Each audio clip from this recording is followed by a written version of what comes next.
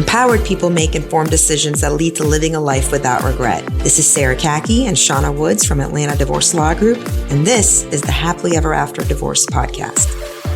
Welcome to the Happily Ever After Divorce Podcast. I'm attorney Sarah Kaki with Atlanta Divorce Law Group, and I'm joined by our very own managing partner, Shauna Woods.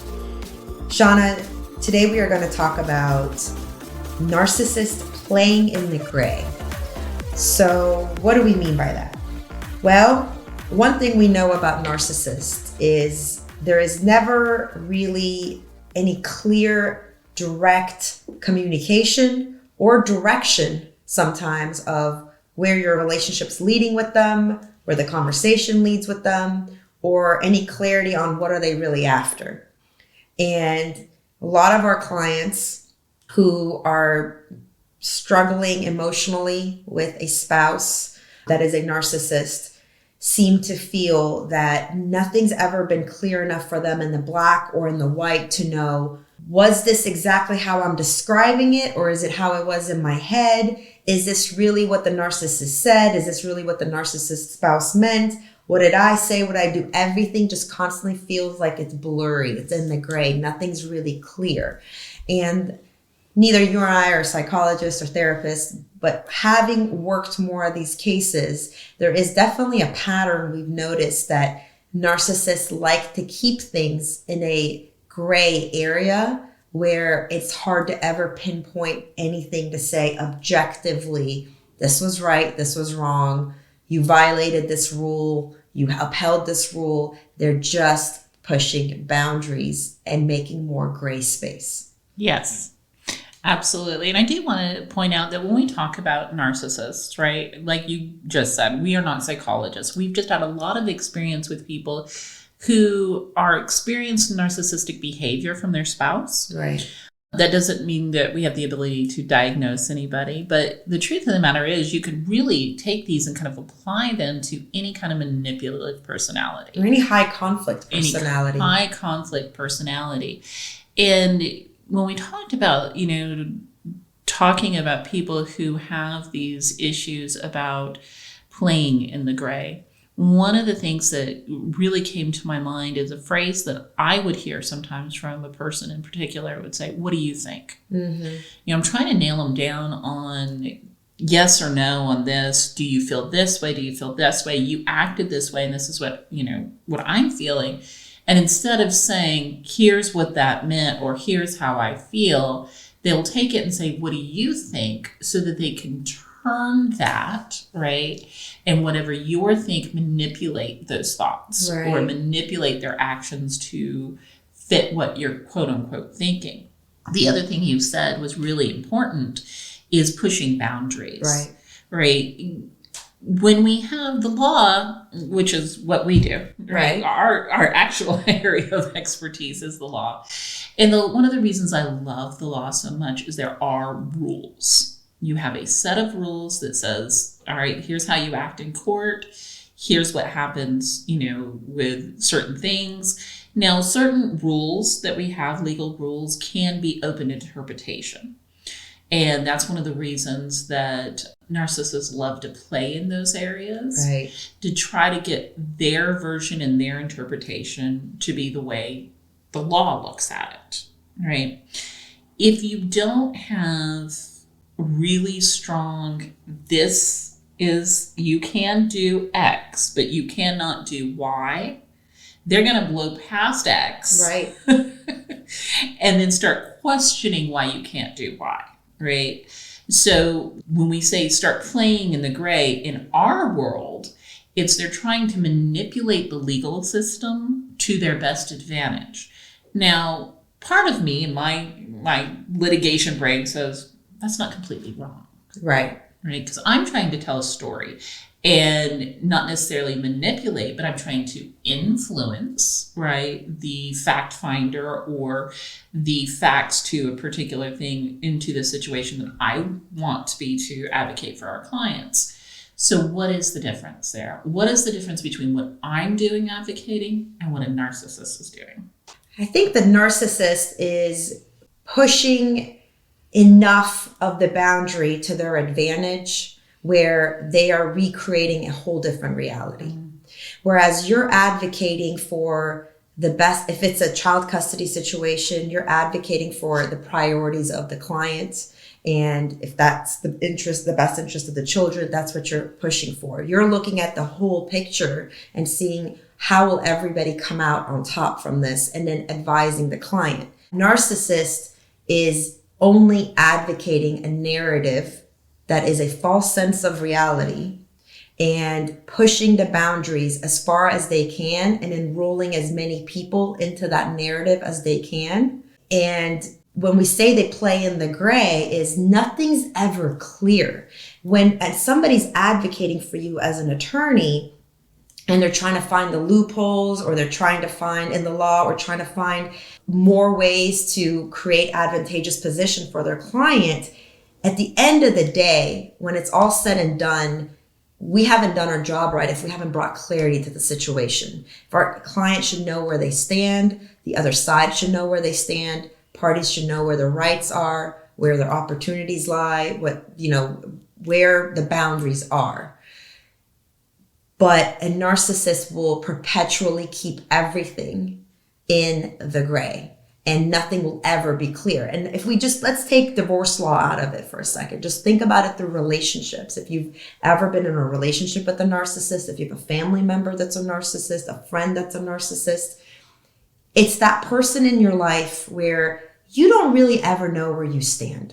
And you don't ever really know, did I do something wrong? Did that person do something wrong, when things get fuzzy? Because communication is so unclear, and usually it's manipulative. So you feel a certain way about it. You can leave a conversation with a narcissist feeling heavy, feeling you might have gotten, dumped on emotionally, but you're not even sure because the communication was never clear. Mm-hmm. And there's never anything direct being said. Everything is beating around the bushes with passive aggressive communication, or, saying indirectly, trying to give you feedback on something you might have done wrong, or putting you down in an indirect way, right? Or making you feel bad about yourself by putting themselves down. Everything is beating around the bushes.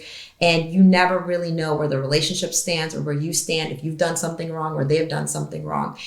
And it becomes a crazy maker, because this is what we see in our clients. They tell us the struggles they're going through. And at the end of the day, they say, I'm not sure if I'm going crazy or if this has really happened. You've been with a narcissist for a very long time, and you've been playing in their gray space for a long time, when you don't feel like you even know what's real anymore. Because when, your attorney, your advocate is asking you questions, you actually don't know if you're just making this up or if it really happened, because the narcissist will definitely make you question reality. If you step on my toe, you stepped on my toe, ouch, it hurt. Shauna, don't do that. But if you're constantly, sidestepping around me, making me feel like you're about to step on my toe, but you never really step on my toe, and I'm constantly in a state of tension of, is my foot going to get hurt? I can't really call you out on having done anything wrong. But in my head, I'm either saying, Shauna is trying to provoke me, or I'm really sensitive. Which is it? I don't know. And that's, I think, how the narcissist plays in the gray. It's like, you're never really clear. Am I being too sensitive? Is something wrong with me? Mm-hmm. Or is this person trying to provoke something out of me by just being in the gray and never just really putting their foot down on my toe? And just never just saying, my intention is to put my foot down on your toe. Right. That is my intention. I'm going to make you crazy because I'm going to just close enough that you think, well, was that an accident? No, that was on purpose. Right. You're talking about that crazy making. Right. That when you're involved in somebody with an extremely manipulative personality that way, does often happen. And you said something a minute ago, and I wrote it down because it was so poignant. It says involving people in their narrative. Right. Right. Not just, I know there's a saying that goes around, I think it's very true, that you are entitled to your own opinion. You are not entitled to your own facts. Mm. And facts are very, like, this paper is yellow. That is a fact, right? This paper is pretty. is my opinion. So knowing the difference, one, is key, because I'm not really sure narcissists know the difference between their facts or just objective facts and their opinion. Right. Right. And so when they involve people in their narrative, they don't say, oh, well, Shauna was placing her foot weird and Sarah's getting a little nervous and there's some interaction between the two of them. No, if they were on my side, they would say, look how completely sensitive Sarah is. Yeah. This is what's going on. And one of the books that I'm engaging in right now about narcissists calls these people that they're engaging flying monkeys. Huh. And it's basically, when we think about, Wizard of Oz and the Wicked Witch, she had people to go out and do her bidding for her, right? And these people aren't really involved in the narrative other than they may have this, maybe their friend, their family member, somebody they truly care about. They're buying into the negative. Yeah. They're buying into that narcissist narrative, and they're being weaponized against you. Right. Right. So now not only am I creating this situation, now I've involved Tara, Nicole, and everybody else. And so now everybody's walking on eggshells around you. And you're thinking, was this me? Right. And it wasn't. And that often happens in relationships because they cannot wait to tell their version of the story so that your version of the story does not get told. And they're pretty quick and fast about it. Absolutely. Yeah. While you're sitting there thinking through, am I right? Am I wrong? Because I think any healthy, functioning, adaptive adult takes a minute in any moment of conflict and thinks, what was my responsibility to this? How did I show up? A narcissist doesn't have the capability to do that. So the first thing they're doing is quickly validating themselves through enrolling as many people as they can, and then leaving you very isolated. Exactly. Now, some of these books also talk about the fact that we all have some narcissistic tendencies. I 100% agree. We all have them come with birth. It's at what emotional age do we grow out of those tendencies, and what emotional age do these narcissists become stunted in them?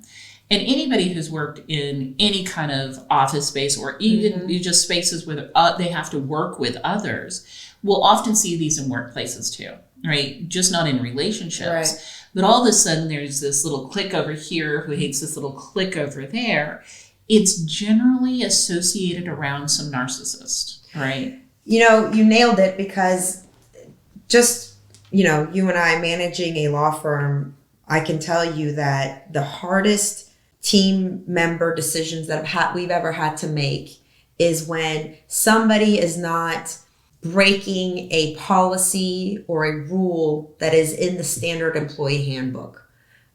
And so there's nothing objective, right? They haven't lied, they haven't stolen, they haven't cheated, but you can see them going around in a team or in an organization, just playing in the gray. Causing problems, stirring up things, but nothing is that black or white.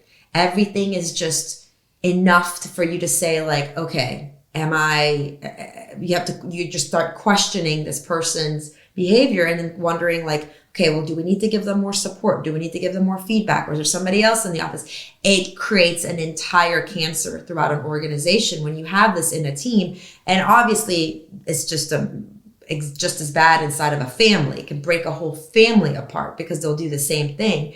And they create sides in an organization. They create sides in a family. They can basically polarize a family into two. Absolutely. But I think as growing leaders, they are probably one of the hardest ones to really identify, because they come in hot and strong and in love with everything in an organization, loving everybody, charming everybody to death. And once they feel a certain way, feel something's a threat to them, they start turning, and you just start seeing that they're not doing anything enough for you to say, hey, this was a violation of your job description, or this was a violation of the employee handbook. But you start seeing a threat to the culture. And just as much as this is important in personal life, I'm kind of using business as a metaphor to family or personal life. you have to be a leader and be comfortable enough to step up and put boundaries in place and give this person very clear, direct communication that I don't care that you haven't black and white broken a rule, but this behavior overall is insidious and it has bad consequences to the culture of this organization, and it has to stop. And I think that's where brave and courageous leaders come up, because the easy thing to do is to wait for a high conflict personality to cross over the line and say, gotcha, finally I can cut you out of my life, or I can cut you out of the organization, or I can finally divorce you, right? Right. But a narcissist typically will never give you that, because they have been itching and inching and inching away at this boundary, and to the point where people around don't even know where that line ever was anymore. Exactly. And you mentioned a handbook, because we have been through some situations over the years. And I think at one point we thought, okay, how can we rewrite our handbook? You can't. You can, but it's can you not write a narcissist-proof employee handbook? It's not any more than you can write a narcissist-proof marriage. Right. Right. That's the whole point, is because they're going to take these, and you have to write handbooks and marriage relationships. I mean, you can't have black and white rules for that. Right. You have to have some give and take. So what does that mean? That means they're always going to be on the take. And I think that's one of the reasons that I am such a strong, especially when you have a manipulative person or a narcissist on the other side, that I am such a strong proponent of not going in a collaborative route. And the reason is the collaborative is just so... You mean the collaborative route for a divorce? Yes, for a divorce. With a narcissist. With a narcissist, or even kind of this... All right, we're going to try this super amicably, and we're all going to agree not to go to court. The problem with that is those are boundaries, right? Those kind of situations exist with boundaries because they're meant to have a give and take. Right. That was the whole purpose of how they were built. The problem is when you have somebody who plays in that give and take, who breathes and breeds their narcissist in those give and takes, and they have nothing to hold them accountable, nothing that says, you know what, we see you, regardless of whether you've broken any laws or you've broken any rules, this isn't working and we're out, right? For us, and that's pulling the trigger and saying, you know what, we're going to have just go ahead and have the court decide this for us. I mean, it is standard what you're describing, Shauna, game theory, right? Yes. Like game theory is when you have two opposing parties with two different conflict of interest trying to negotiate a deal, they can come together and do it collaboratively or amicably or in healthy negotiation process through mediation, whatever it is.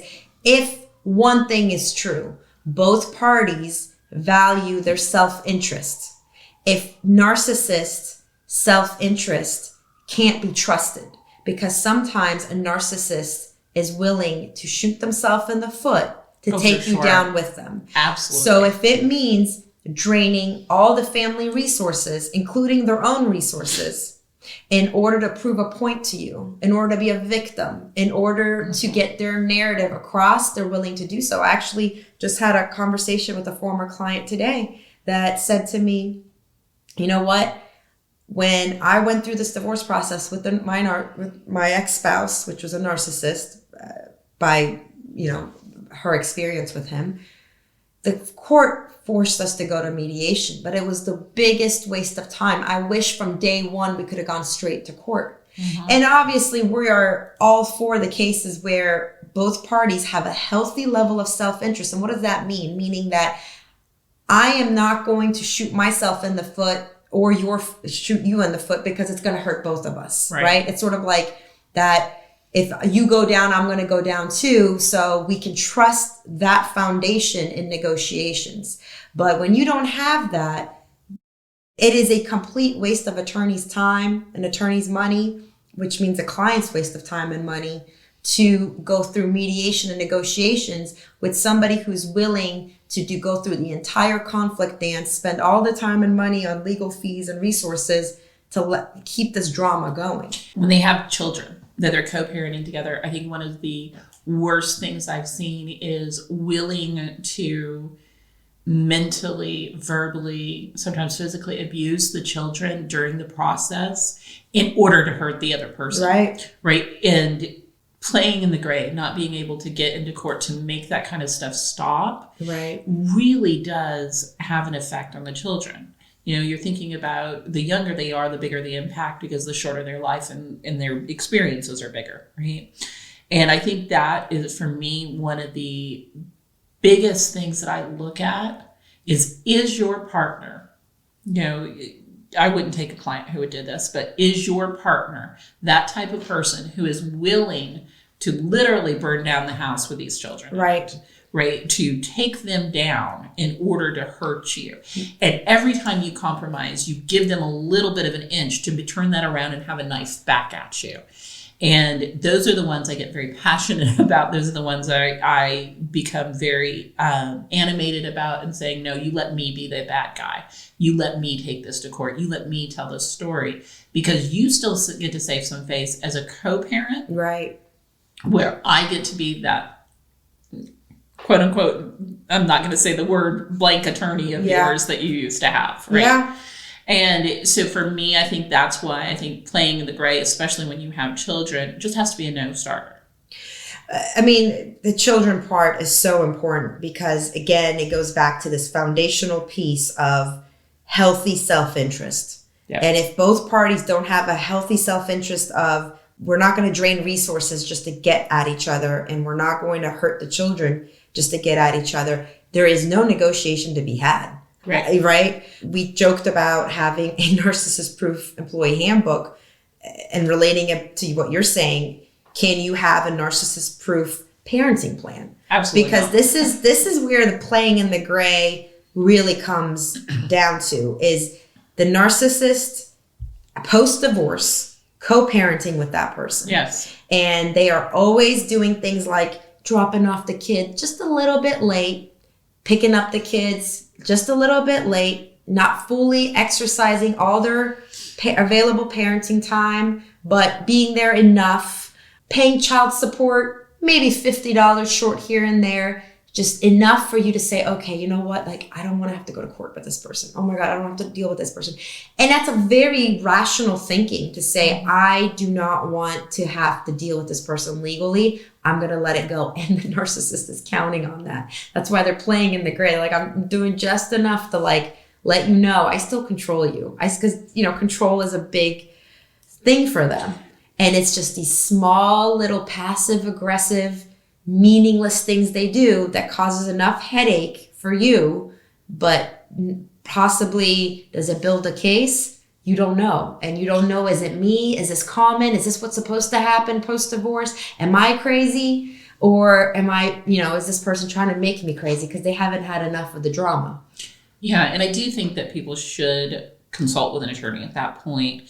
Usually about a year after a divorce is what I call the settle down phase, right? You're no longer trying to antagonize. The emotions are not as high in most people. But if you have somebody who truly has some narcissistic personality tendencies, they are going to try to control you with these little things. And it's going to continue. And you have to make that decision, right? Is it so little that it's petty and it's silly and I look at them and kind of laugh anymore? Like, you silly little person. I'm sorry you never grew up. Or is it to the point where it is negatively infecting not only your well-being, your children's well-being, or your pocketbook, right? And those are the type of things where you have to say, all right, do I want to do battle? And it is battle. Okay, when you're up against a narcissist in a court system, I always consider it a battle. Right. And we always have to gear up for it. When you have somebody who is negatively affecting, like I said, your well-being, your children's well-being, or financially, decapitating you, basically, then I like to go for what I call the Pavlov dog effect. So this is a study in psychology where, very simple, everybody knows it. Everybody who has a pet knows this. Go shake your treats. The dogs are going to come running. Why are the dogs going to come running? Because they know they're about to get a treat. So there's a psychologist who did this and said, yes, when I ring the bell, these dogs come running because they know something good happens afterwards. And you can do it in the reverse. And this is what we're talking about. So every single time you are late on a payment, boom, you're right there with a letter from your lawyer. Every single time and I'm not talking about emergencies, guys. I'm not talking about this little, oh gosh, we ran into traffic this month. Right. We are talking about these systematic things that happens, and you all know what it is. And you do it so that every single time there is a reaction, right? And then you do have enough to build up and do something about it. The question I always ask our clients, what's your remedy? What are you looking for, right? And you have to have something concrete. Now, you don't know maybe what you're looking for until you talk to an attorney and see what your options are. What are the menu items that are available to me? And it may be with the financials, we get income deduction order, right? It may be with dropping off late and early. There's some repercussions for them, right? There are some built-in repercussions to the parenting plan so that you don't have to be wherever you're sitting, right? Maybe you're meeting out in public. Maybe we change the meeting place to your house so that they're late picking up and dropping off. You're still at least at your house and ready to go. Right. So there are small things that we can do and that can turn into a lot bigger things, right? To make your life easier. But again, you really have to look at this and say, am I ready to do battle with this person? And is what I'm going to do battle for going to bring me the peace of mind rather than having to, not do anything at all and put up with it, right? That's a cost benefit analysis, very personal, and only you know it. You know what you can put up with, right? But I do think therapy coming out of it before you go back into litigation. Absolutely.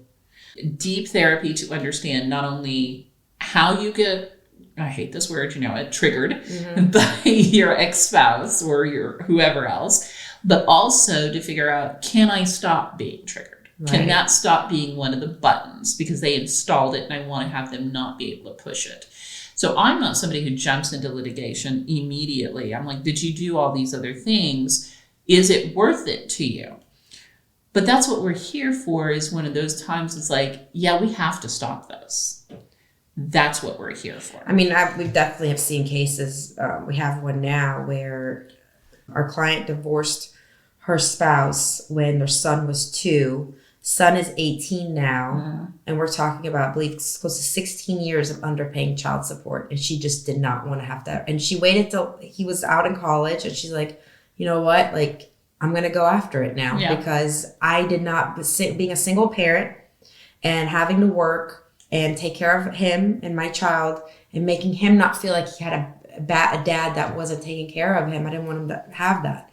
But she knows she enabled a behavior for many, many years. And that's definitely I think if you make that decision, all we want for you to be an empowered decision, right? Yes. If you make the decision of, you know what, I'm just going to let it be, that is definitely a valid decision. But you need to make it from a place of empowerment versus, man, like this person's doing this to me again. From a victim mentality. I'll end it with this. When we're talking about playing in the gray, my mindset coach, David Nagel, who I've mentioned a few times, always said, the truth is always simple. If it takes a lot of explaining, it can't be the truth. You should be able to gain the truth in just a few words.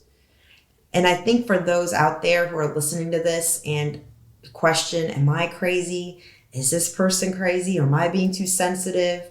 I don't know, like what was said, what was understood, all that, just the lack of clarity alone should be a warning sign, should be alarm that somebody here, whether it's you or the other person, because all is so fair that you're not showing up being completely in direct communication.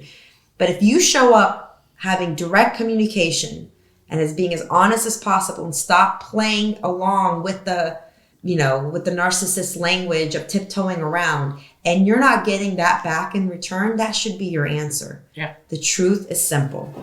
Thank you, Shauna. Thank you. Thanks for listening to the Happily Ever After Divorce podcast. If you'd like to learn more, go to atlantadivorcelawgroup.com/resources.